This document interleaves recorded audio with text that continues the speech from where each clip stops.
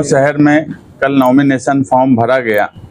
समाजवादी के उम्मीदवार शान हिंद ने भी अपनी पूरी ताकत के साथ नॉमिनेशन फॉर्म भरा और कल नॉमिनेशन फॉर्म भरने के बाद शहर में ये बात महसूस की जाने लगी कि ये शहर तब्दीली चाहता है और इंशाअल्लाह इस शहर में तब्दीली होगी।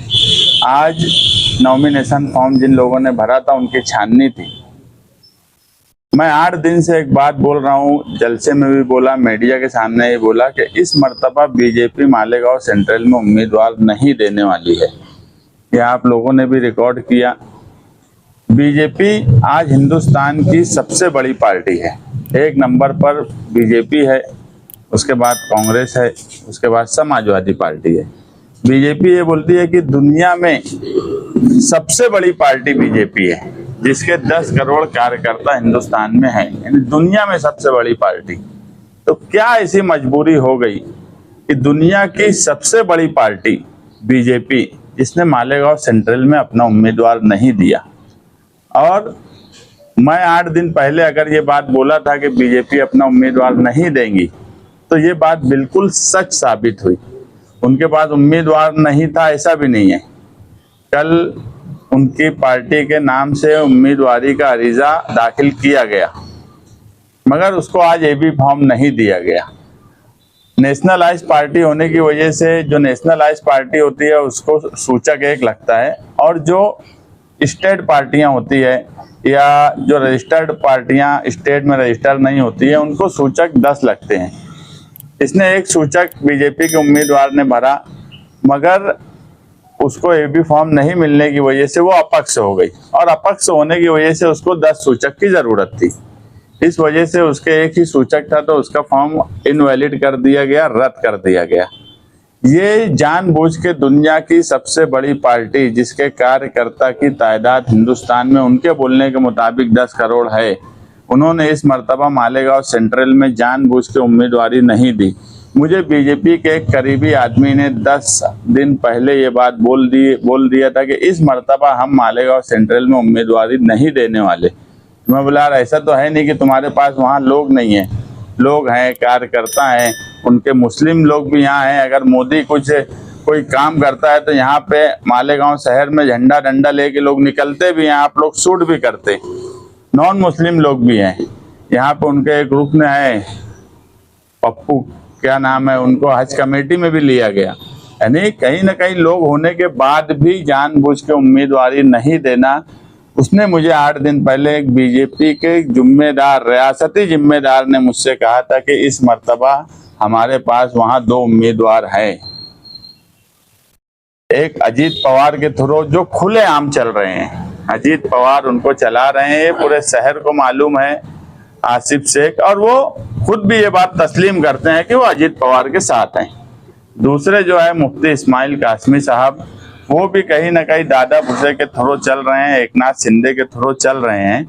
और यहाँ तक के नॉमिनेशन फॉर्म दादा भुसे का जिस दिन भरा गया, इनके जिम्मेदार राजू गाइड और उनकी पार्टी, इनके साथ में करीब के रहने वाले लोग तीर कमान निशान लेके दादा भुसे का फॉर्म भरने के लिए गए, और मुफ्ती साहब दादा भुसे की तारीफ भी कर रहे हैं।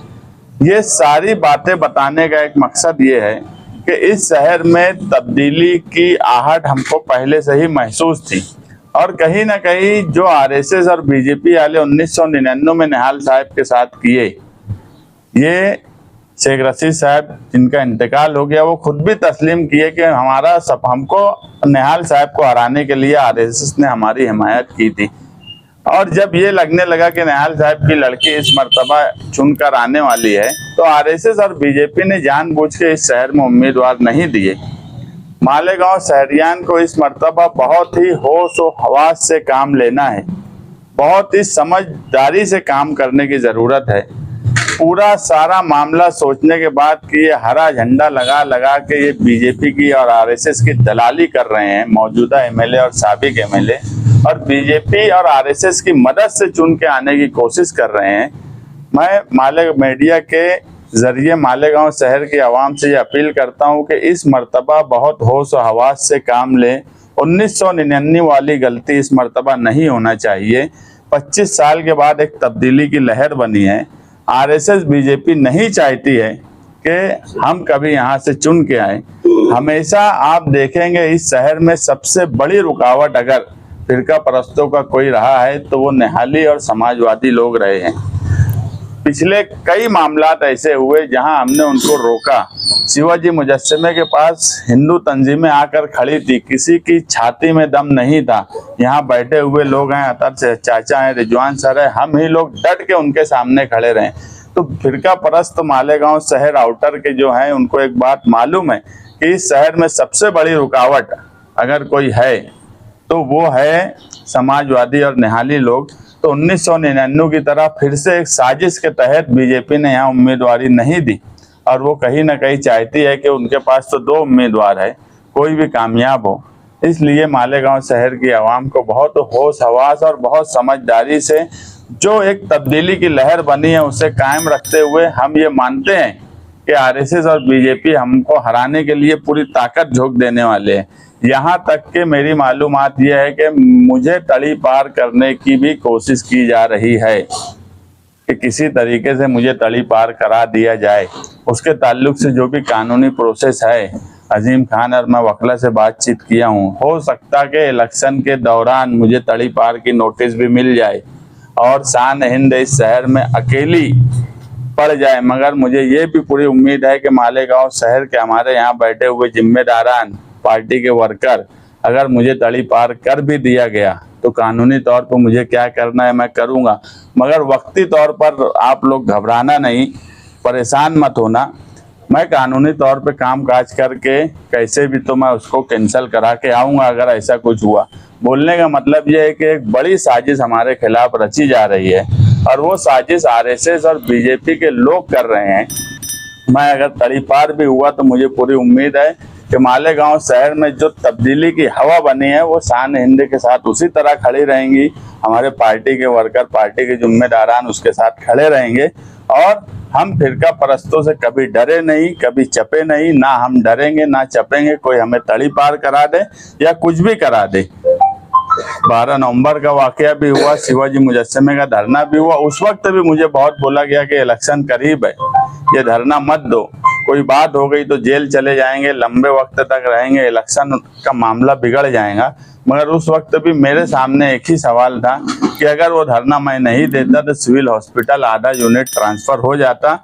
हमारे लिए हमेशा इलेक्शन से बढ़कर इस शहर की हिफाजत और इस शहर को संभालने की जिम्मेदारी हम सोशलिस्टों पर, हम समाजवादियों पर, हम निहालियों पर रही है। हम मजहब का सहारा लेकर सियासत नहीं करते, मगर हमसे ज़्यादा मजहबी होकर फिरका परस्तों से इस शहर में कोई नहीं लड़ता।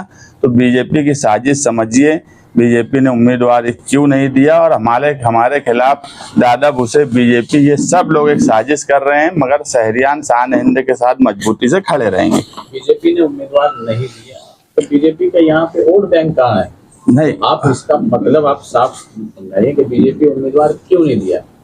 इससे पहले तो बीजेपी ने 2019 में उम्मीदवार दिया था, जो भी उनको 2000-3000 वोट मिला। हाँ, खानापुरी वाला उम्मीदवार ना। आज देखो इलेक्शन है, इलेक्शन में एक वोट भी बहुत अहमियत की हामिल रहती। अगर बीजेपी 2-3 हजार वोट ले सकती है तो वो क्यों नहीं उम्मीदवार खड़ा की? फिर उम्मीदवार को कैसा होगा? जो जिस उम्मीदवार को फायदा पहुंचाना वो ट्रांसफर करेंगे, जो भी उनकी 2-5-7 हजार वोट वो कोशिश करेंगे। पिछली बार अगर 2-2.5 हजार वोट मिली तो इस बार और कोशिश करेंगे। ऐसा है कि अब ऐसा उनको लगता है कि जो दूसरा उम्मीदवार बीजेपी के है, मौजूदा एमएलए बोलो, मैं तो एकदम साफ बोला, आसिफ शेख तो खुला बोलते कि वो अजीत पवार के साथ है, मुफ्ती साहब दादा भूसे के साथ है, एकदम क्लियर बात है। अब वो किसको कितनी वोट ट्रांसफर करेंगे अब वो भी देख रहे होंगे ये दोनों में कौन है। मैं जो बोला कि एक साजिश के तहत मुझे तड़ी पार करने की कोशिश भी बीजेपी और दादा भूसे की तरफ से की जा रही है। ऐसे हालात पैदा किए जा रहे हैं। उम्मीदवार नहीं, जो दुनिया की सबसे बड़ी पार्टी अपने आप को बोलती है वो अपना उम्मीदवार फिर क्यों नहीं खड़ा करिए? ऐसा तो नहीं हुआ इससे पहले भी नहीं खड़ा किए। जब इससे पहले उम्मीदवार यहाँ दिए गए बीजेपी के तो इस वक्त समझ बूझ के नहीं दिए गए। हरा झंडा ये बीजेपी का भगवा झंडे की तरह से एक मजहबी तरीके से ये जो नारा है, ये सब बीजेपी की तरफ से दिया जा रहा काम है, ये सब दोनों बीजेपी की तरफ से चल रहे हैं। आज तक मुझे मालेगांव शहर में बता दो कि मुफ्ती मोहम्मद इस्माइल या आसिफ शेख खुद कब फिरका परस्तों के खिलाफ अमली तौर पे कोई काम किए हो। एक काम मुझे ये शहर के लोग या मीडिया वाले बता दें। तड़ी पार करने के लिए मुजरिमाना रिकॉर्ड जरूरी है। आपके ऊपर तो सियासी केसेस ज्यादा है, तो ऐसा कैसे लगता है आपको भी आपको तड़ी पार करेंगे? मुझे जो है पुलिस डिपार्टमेंट के कुछ लोगों ने ये खबर दी कि तुमको तड़ी पार कराने की कोशिश की जा रही है।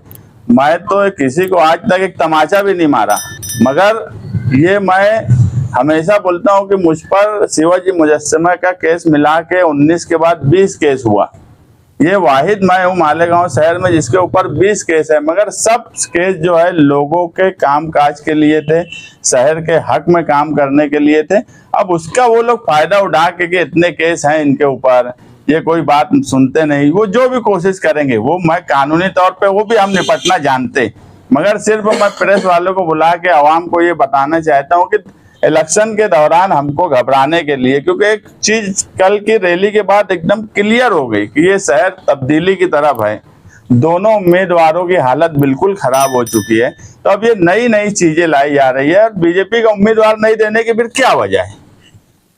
ये आप ये कहना चाह रहे हैं कि दोनों में से कोई भी एक उम्मीदवार जो चुनकर आ जाएगा तो वो चुन के आने के बाद बीजेपी के खेमे में जाकर बैठेगा या उनको मदद करेगा, ऐसा आप कहना? ये दो उम्मीदवार हैं जो यूपी सरकार के, ये दोनों में से कोई भी चुन के आएंगे उनको मालूम है यूपी सरकार के साथ रहेगा। मुफ्ती इस्माइल कासमी साहब ने नुमानी पुल की जगह पर खड़े रह के बोला कि मैं 2.5 साल सिंधे और यूपी सरकार के साथ रहा हूँ, उनको मालूम है। आसिफ शेख खुल्ला बोल रहे मैं अजीत पवार के साथ रहा हूँ। तो यूपी सरकार में जो पार्टी है उनको मालूम है कि समाजवादी की जो लहर बनी है, अगर ये चुन के आएंगे तो ये हर हाल में इंडिया अलायंस के साथ रहेंगे, यूपी सरकार के साथ नहीं रहने वाले। इसलिए इस तरह की बात की जा रही, नहीं तो उम्मीदवार इससे पहले नहीं दिए होते। अगर मैं 8 दिन पहले, मुझे कैसे मालूम कि बीजेपी उम्मीदवार नहीं देंगी? 8 दिन से मैं बोल रहा हूँ, मेरे पास ये वीडियो है कि ये लोग उम्मीदवार इस मर्तबा नहीं देने वाले। मैं 8 दिन से ये बात बोल रहा हूँ। आज कंफर्म हो गया कि ये लोग नहीं देंगे, क्योंकि मुझे बीजेपी के रियासती जिम्मेदार ने बोला कि हम इस बार उम्मीदवार नहीं देंगे। हमारे पास 2 उम्मीदवार हैं, हमको कौन दोनों में से ताकत में रहेंगे उसके साथ रहेंगे। वैसे भी मायूस हो चुकी है मालेगांव से। फडणवीस खुद बोल रहे हैं कि मालेगांव में वोट जिहाद हुआ, इसलिए हो सकता है कि वो न दिए। तो इस तरीके से आप क्यों नहीं सोचते? तो बीजेपी किसकी मदद करेंगी फिर? यहाँ बीजेपी की जो भी 2000, 3000, 5000 वोट तो है, किसी न किसी की तो मदद करेंगे ना। उम्मीदवारी करना, देखो एक नेशनल पार्टी है, दुनिया की सबसे बड़ी पार्टी बोलती, उनका तो एक काम है ना कि हर जगह आ रहा है। ऐसा आज महाराष्ट्र में इक्तदार में, महाराष्ट्र में सबसे बड़ी पार्टी बीजेपी है, इक्तदार में है, उसके बावजूद उम्मीदवार का ना देना। आज अगर मुझे किसी को 3000 वोट मिली है, हमको एक वक्त तक 6000 वोट मिली 2014 में, मगर आज शहर तब्दील हुआ, माहौल तब्दील हुआ, आज हम जीतने की तरफ आ गए। तो कोशिश तो की जाती ना, और मुस्लिम हिस्से में भी तो उन्होंने अपना तंजीम और यूनिट खड़ा की ना, तो कोशिश तो की जा सकती। सियासी पार्टी कभी मायूस नहीं होती, कोई भी सियासी पार्टी या सियासी लीडर, मगर समझबूझ के उम्मीदवार नहीं दिया गया। ये मायूसी की बात नहीं है, ये एक समझबूझ के उम्मीदवार नहीं देना, ये बराबर बात है। और अगर उनको ये लगता कि समाजवादी की यहाँ ताकत नहीं बढ़ी तो वो हर हाल में उम्मीदवार देते। तो कांग्रेस पार्टी के लोग बताएंगे, हमारा ऐलान पहले हो गया था अखिलेश यादव का। नवाज गार्डन से कहा था कि मुझ पर 19 केस है, सबसे बड़ा गुंडा मैं हूँ, इसलिए तो नहीं आपको तड़ी पार किया जा रहा। मैं तो बोल रहा ना 19 के अब 20 हो गए, लेकिन केसेस जो है वो मेरे कोई गुंडागर्दी या इसके नहीं, मैं सियासी बोला था कि सियासी, ये सब लोग जो है ये सब गुंडे हैं। शेख रशीद खानदान जो है, मैं हैरान रहता कि शेख आसिफ का खानदान, मुफ्ती साहब प्रेस में और इसमें जलसों में बोल रहे हैं कि वो लोग गुंडे हैं, नशा बढ़ गया, गुंडागर्दी बढ़ गया। सब बात सही है, हम तो इससे बढ़कर मानवी में इंतहा को पहुंच गए। नुमाइंदे तो मुफ्ती मोहम्मद इस्माइल है ना, वो रोक तो नहीं सके ना उनकी गुंडागर्दी, उनकी नशा और रसिया, वो नहीं रोक सके। अगर आगे भी वो आ गए तो वो उनको नहीं रोक सकते। इस शहर में नशा हुआ अगर बढ़ रही है या दूसरी कोई भी चीज को अगर कोई रोक सकता है तो वो दम सिर्फ हम में है और किसी में नहीं है।